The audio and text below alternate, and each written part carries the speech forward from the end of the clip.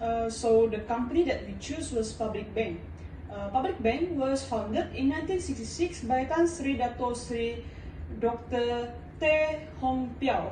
So the vision for this company is a bank for the people. On 6 April 1967, Public Bank was listed on the Kuala Lumpur Stock Exchange, which now known as Bursa Malaysia Securities Berhad.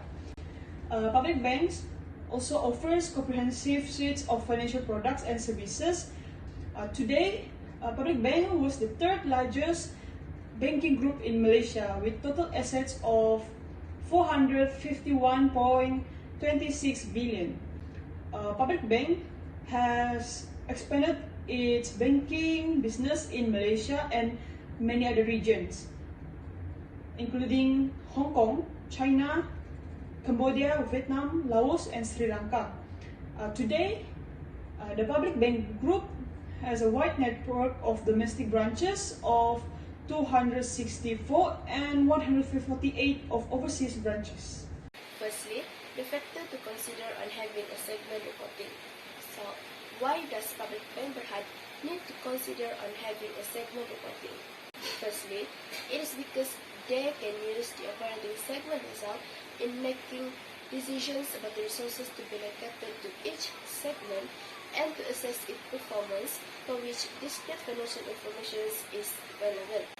Secondly, each operating segment will be able to be managed and assessed separately, as different segments require different strategy based on the specific product and services provided for the economic, competitive, geographical, and regulatory environment which it operates.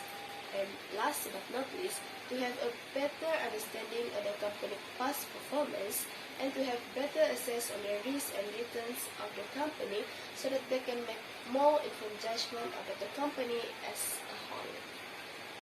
Moving on to the next point on the management approach, which is the type of segment. Public bank operating segment divided into two types, which is the product and services and also geographical areas. Product and services operating segments comprises of 8 segments, while geographical area comprises of 3 segments. Lastly, the chief of decision making and their responsibility. The CODM of Public Bank Berhad is their management committee. Their responsibility as the CODM is to review the internal management reports monthly in order to assess their performance and to evaluate the operating segment performance on the basis of revenue, profit, cost-to-income ratio, loan and deposit growth, as well as asset quality. I'll be continuing on to the next point, which is on reportable and non-reportable segments. For your information, reportable segments are identified with a 10% threshold test that will be categorized into 3. The first one is on revenue test, the second one is on operating profit, and the third one is on identifiable assets. When the segments exceeds the 10% threshold test, then it is considered a reportable segment and it will be reported as a separate operating segment. And as for other segments that does not exceed the 10% test, the segments can either be designated as a reportable segment despite its size, or it can be combined with other similar segments that has not fulfilled the 10% threshold test, or in other cases, the segments will be categorized as one category called all other segments. And in Public Bank Berhad, the reportable segments comprises of hire purchase, retail operations, treasury, capital market operations, and head office and funding center. However, based on MFRS 8 of operating segments, head office is considered not reportable. But in Public Bank Berhad's case, the head office is categorized as one of its business activity. Therefore, it shall be categorized as a reportable segment. For non-reportable segments, they comprises of corporate lending, investment banking, and fund management, and other segments. Besides the 10% threshold test, there is another test that is used under MFRS 8 operating segment. The test is called the 75% threshold test.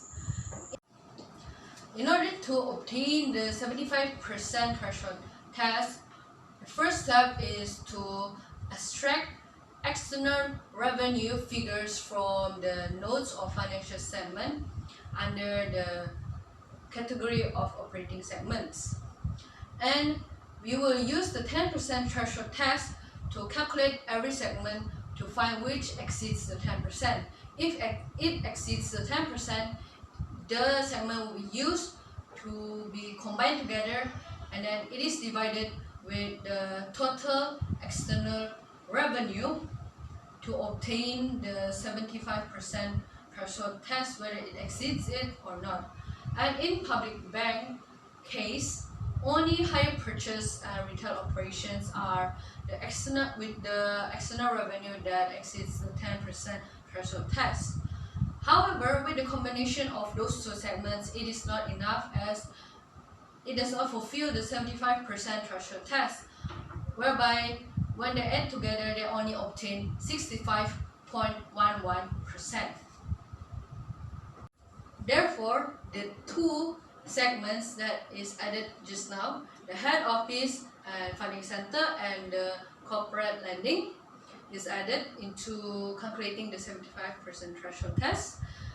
The percentage has increased to 83.91%. Therefore, this percentage has exceeds the 75% test. In conclusion, the reportable segment for the 75% threshold test for Public Bank Berhad is our hire purchase, retail operations, head office and funding center, and also corporate lending. So today I'm going to present the advantages and disadvantages of the segmental reporting of the Public Bank Berhad. The first advantages that we identify is the user have better understanding on the company past performance based on the return earned through the segment. The second advantages is the user have better access on the company risk and return. It face a lot of the losses. Okay, the second example of the risk is bankruptcy of other business that own company money. That means, for example, the A company they own Public Bank Berhad money. So when the company A getting losses, all this transaction can be identified by the investor, can be identified by the user. So it's very important to list down and to do the segmental reporting. Okay, last but not least, the last advantages that we can classify is the segment have user to make more informed judgment about the company as a whole. Okay, next I will discuss about the disadvantages of the segmental reporting. Okay, the first disadvantages that I want to share is it allows competitors significant insight into how the company operates and its individual profit margin. A company could use competitive accounting. A company could lose competitive advantages by offering out detail on what made it the most money. Okay, the last one, regardless to the disadvantages of segmental reporting, is managers not getting the kind of information that they really need. Okay, for the next part, which are part B, I will start first. So for the interim reporting and FRS 134, group choose Nestle Malaysia Berhad.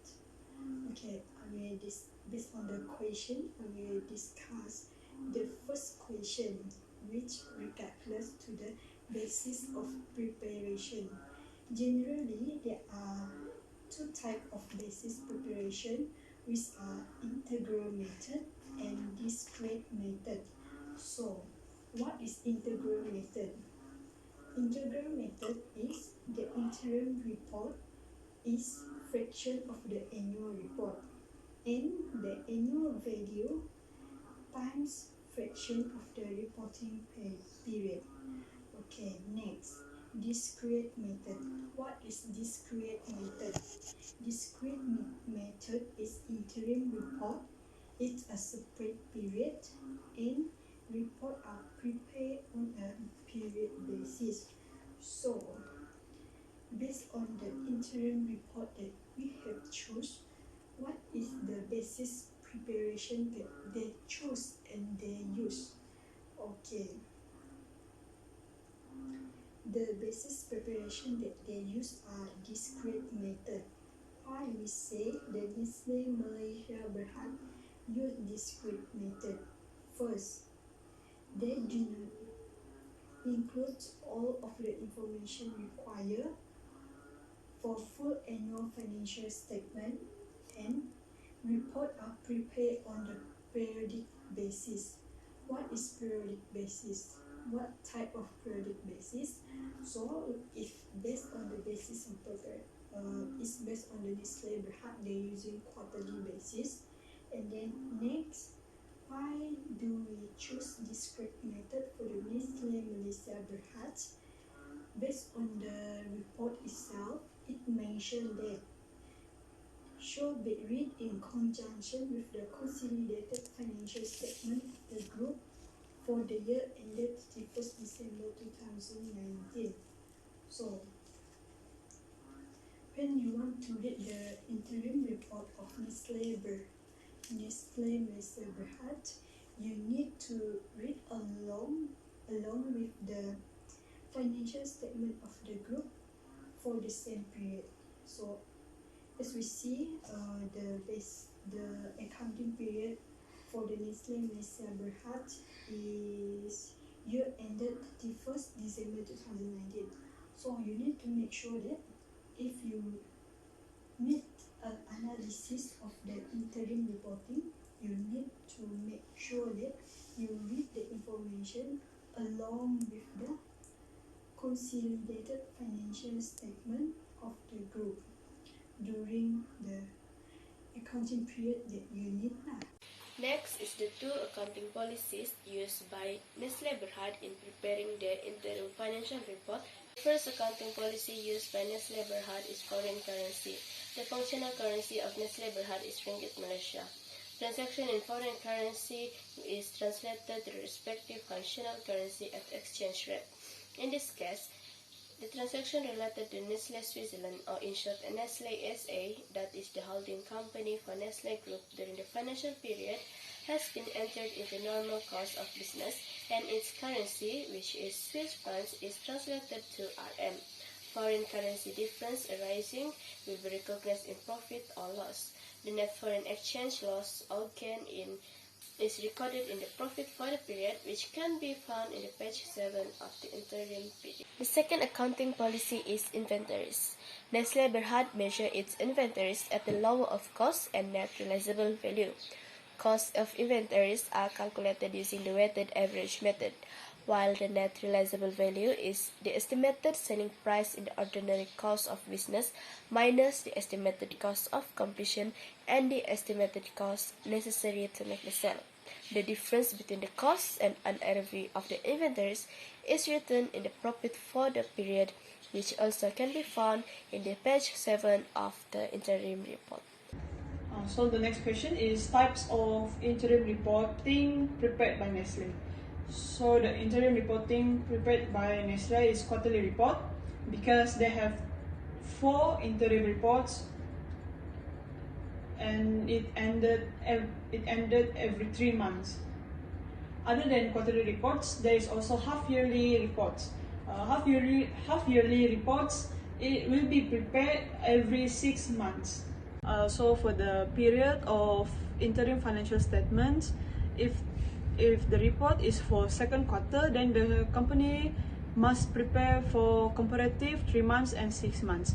If the report asks for third quarter, then the company shall prepare for 3 months, a comparative 3 months and 9 months. That is only applicable for statement of profit or loss, while for statement of financial position, statement of cash flow, and statement of changes in equity, if the company prepare for the second quarter, then the report shall be for 6 months, comparative 6 months and 12 months. If the company prepare for the third quarter, then the report shall be for 9 months, comparative 9 months and 12 months. This is the period of interim financial statements for Nestle.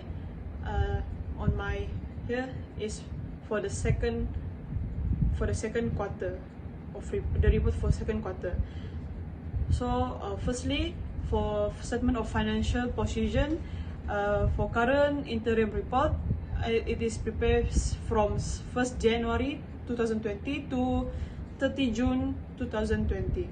For the comparative interim report, it is prepared from 1st Jan 2019 to 31st December 2019. Then for statement of profit or loss, for the current 3 months, the current interim report shall be prepared for 1st April to 30 June 2020. Then the comparative interim report shall be prepared from 1st April of 2019 to 30 June to 2019. For the cumulative 6 months, from the current interim report, it prepared from 1st January to 30 June of 2020.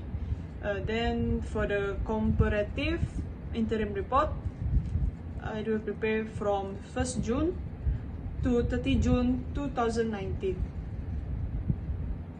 From 1st January to 30 June. For statement of changes in equity and statement of cash flows, for the current interim report, they will be prepared from 1st January to 30 June of 2020. Then the comparative interim report will be prepared for the third quarter. This is for the third quarter of report for the third quarter. First is statement of financial position.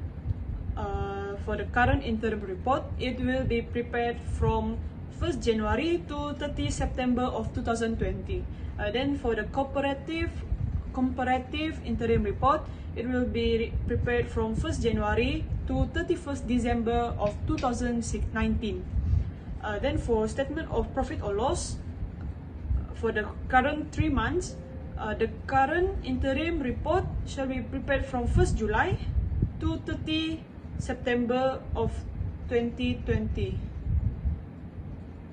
And then for the comparative interim report shall be prepared from 1st July to 30 September of 2019. And then for the cumulative 9 months for statement of profit or loss, it will be prepared from 1st January to 30 September of 2020. And then for the comparative interim report, it will be prepared from 1st January to 30 September of 2019. And then for statement of changes in equity and statement of cash flows, for the current interim report, it will be prepared from 1st January to 30 September of 2020. Then for the comparative interim report, it will be prepared from 1st January to 30 September 2019. As for the last part of MFRS 134 on interim reporting, based on Interim Report of Nestle Malaysia Berhad of the year 2019, there are adjustments That is based on the accounting standards of MFRS 102 of inventories, and the other one is on MFRS 13 on impairment of assets. Based on the accounting standard of MFRS 13 impairment of assets, the first quarter ending 31st March, there is an impairment loss incurred of 2 million of consisting on plant and machinery. In this case, the impairment loss of 2 million will be recognized in the statement of profit or loss for the quarterly ended 31st March 2020. As for the second adjustment for the next accounting standard, which is on MFRS 102 inventories, on the third quarter ending 30 September 2020, the company Nestle has estimated a net realizable value of inventory at 30 million lower than its cost. Therefore, the amount shall be recognized as an expense by the end of the quarter period.